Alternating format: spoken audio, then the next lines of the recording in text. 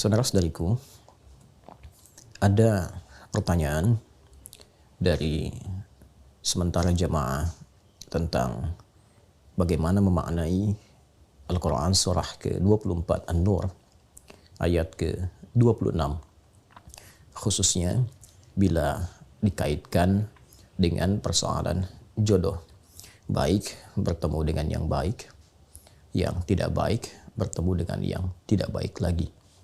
Bagaimana bila dalam satu kondisi yang baik ternyata bertemu dengan yang tidak baik? Apakah relevan dengan pemaknaan ayat yang dimaksudkan? Pertama, kita mencoba untuk membaca terlebih dahulu ayat yang dimaksudkan, kemudian menerapkan kaidah tafsir dalam memaknai satu ayat Al-Quran, yaitu bagaimana korelasinya dengan ayat-ayat sebelumnya serta ayat-ayat setelahnya. Allah Subhanahu wa taala berfirman dalam Al-Quran surah ke-24 An-Nur ayat ke-26. A'udzu billahi minasyaitonir rajim. Al-khabithatu lil-khabithin wal-khabithuna lil-khabithat. Wat-tayyibat lit-tayyibin wat-tayyibuna lit-tayyibat. Ulaika mubarra'una mimma yaqulun lahum maghfiratun wa rizqun karim. Ayat ini bila kita perhatikan secara seksama termasuk dalam rangkaian ayat-ayat yang membebaskan Sayyidah Aisyah radhiyallahu taala anha dari tuduhan sementara kalangan orang-orang yang bermaksud jelek kepada beliau dan kepada keluarga Nabi pada umumnya, dengan menuduh bahwa Sayyidah Aisyah telah melakukan tindakan yang tidak pantas bersama satu dari sahabat yang mengawal Rasulullah SAW dan membantu beliau pada saat itu mencari satu perhiasan yang sempat terjatuh. Ketika tuduhan ini banyak digosipkan sehingga menjadi hoax yang menyebar di kalangan kaum muslimin pada masa itu, maka Allah Subhanahu wa taala menurunkan rangkaian pembuka di surah ke-24 surah An-Nur untuk membebaskan Sayyidah Aisyah dari tuduhan-tuduhan dan hoax yang ditujukan kepada beliau. Bahkan di ayat yang ke-11 itu sangat tegas sekali Allah memberikan ancaman bahwa orang-orang yang memproduksi hoax itu akan mendapatkan balasan yang setimpal sesuai dengan kadar hoax yang dibuatnya. Bahkan orang-orang yang menginisiasi, aktor intelektualnya, diancam oleh Al-Quran untuk mendapatkan siksaan yang lebih besar di antara orang-orang yang terlibat dalam perbuatan makar dan hoax yang dimaksudkan. Di ayat ke-26, Allah memberikan sindiran tentang bagaimana perilaku manusia yang sesungguhnya akan bersumber dari keadaan hati dan kepribadiannya. Hati yang baik akan melahirkan tindakan-tindakan yang baik. Baik ke mata melahirkan pandangan yang baik. Bila mengalir ke lisan, mengeluarkan kata-kata yang baik. Demikian bila kondisi hati itu tidak baik, maka akan melahirkan perilaku dan tindakan yang tidak mulia. Kata-kata yang kotor, yang buruk, itu dikenal juga dengan sebutan khabith.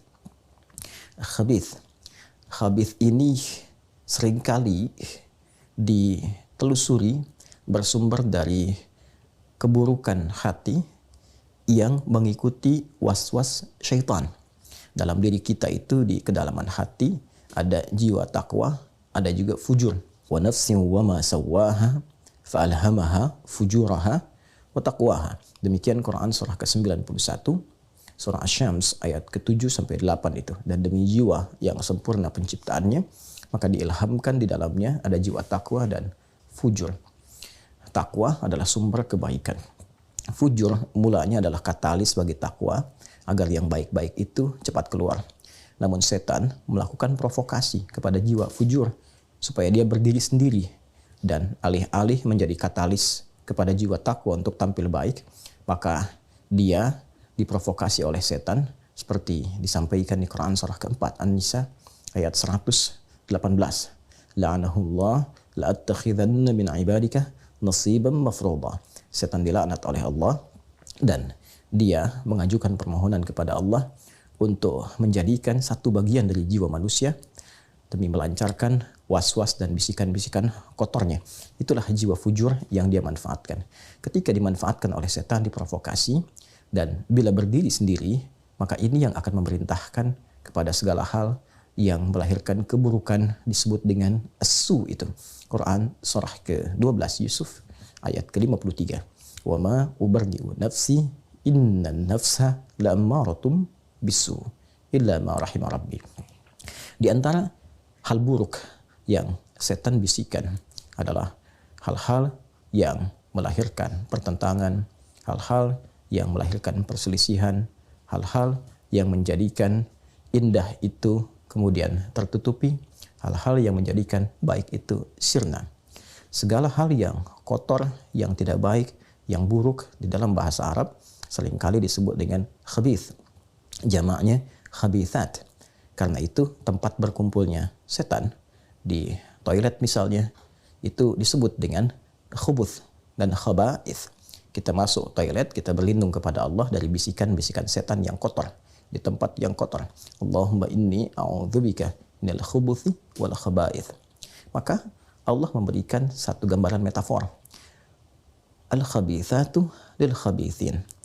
Kata-kata yang kotor, kalimat-kalimat yang tak pantas, itu hanya akan keluar dari lisan orang-orang yang kotor juga, yang tidak baik juga, yang bersumber dari bisikan-bisikan setan, yang menyatu di tempat-tempat yang kotor.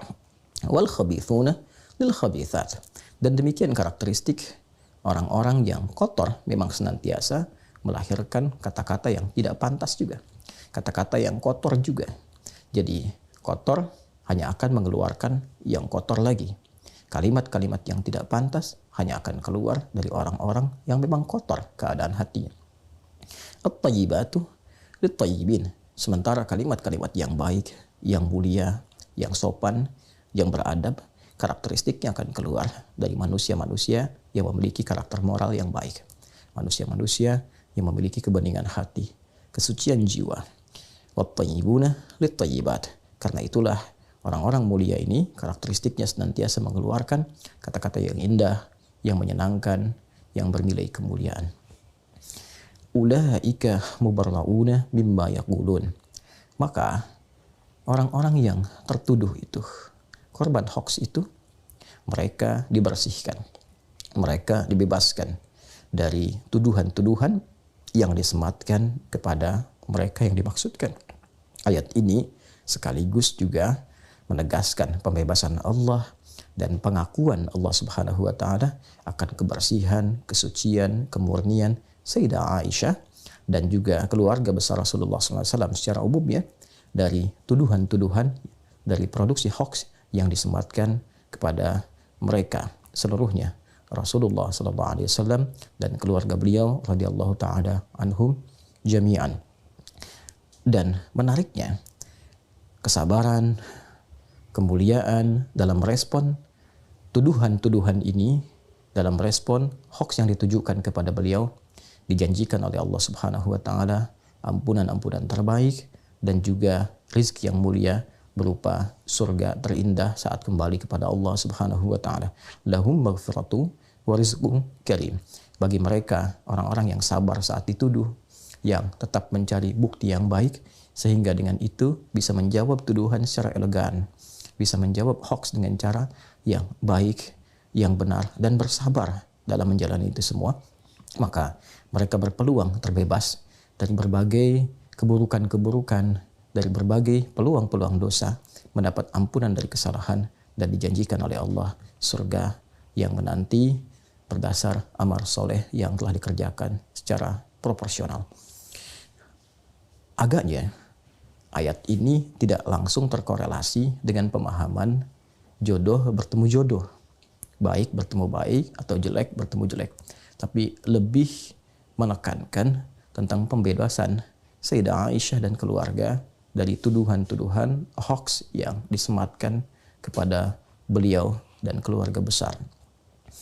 Untuk itu memang ada sebagian yang memaknai dari kalangan ahli tafsir yang menarik ayat ini ke dalam keumuman makna tentang keberpasangan dalam berumah tangga. Baik bertemu dengan baik, jodoh yang jelek pun, perilaku yang tidak baik akan berjumpa dengan yang tidak baik lagi. Sekilas, memang terlihat ada kebenaran dari segi penafsiran yang dimaksudkan. Orang-orang yang berkumpul di tempat-tempat yang baik cenderung mencari jodoh yang baik pula.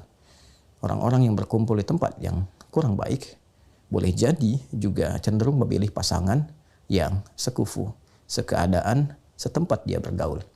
Karena itu dalam Islam, latar belakang keadaan bergaul juga menjadi penentu bagaimana seseorang bisa memadu kasih dalam kehidupan berumah tangga.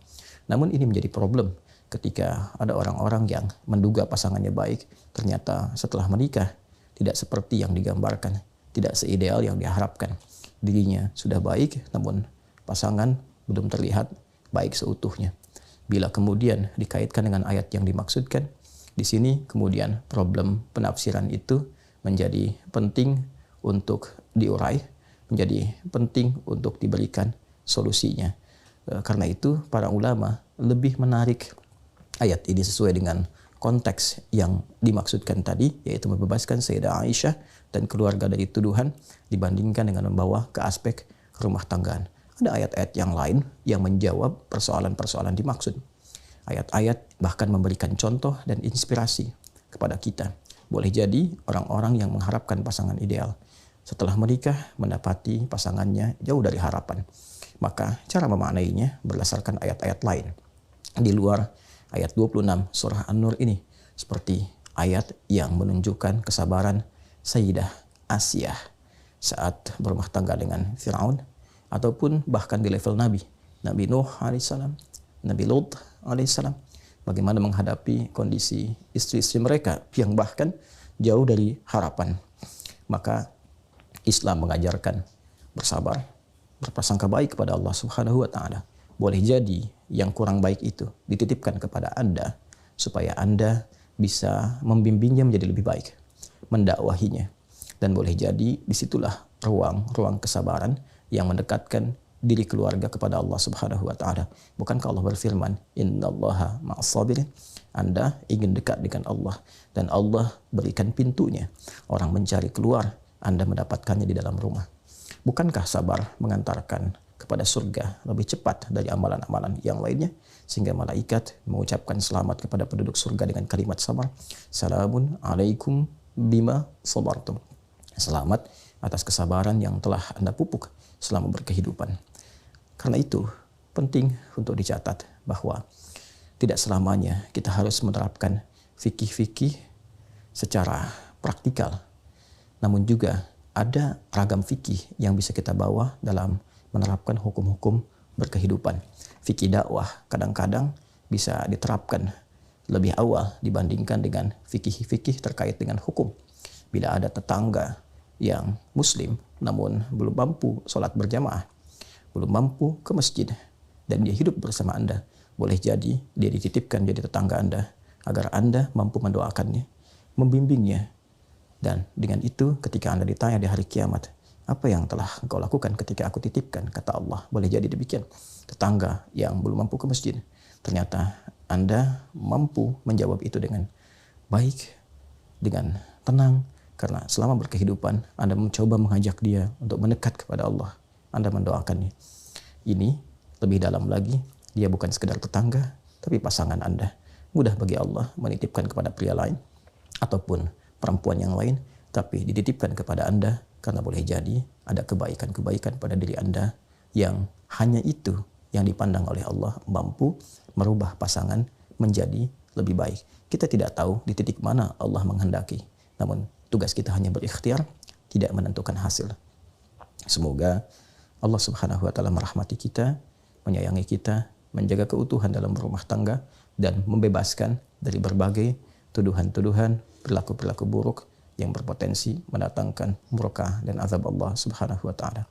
Ingat, bila dalam Al-Qur'an tidak disebutkan kapan kejadian dari satu peristiwa, siapa orang-orangnya, maka peristiwa itu berpotensi akan terjadi kembali di masa-masa yang akan datang. dengan tokoh yang berbeda, ruang yang tidak sama, waktu yang tidak serupa, tapi substansi yang sama. Jika hoax pernah terjadi di masa Rasulullah SAW, maka hoax pun berpotensi terjadi di masa kini. Hoax pun berpotensi terjadi di masa-masa yang berbeda. Maka menghindarlah dari itu supaya tidak termasuk pada golongan yang diancam oleh ayat-ayat Al-Quran.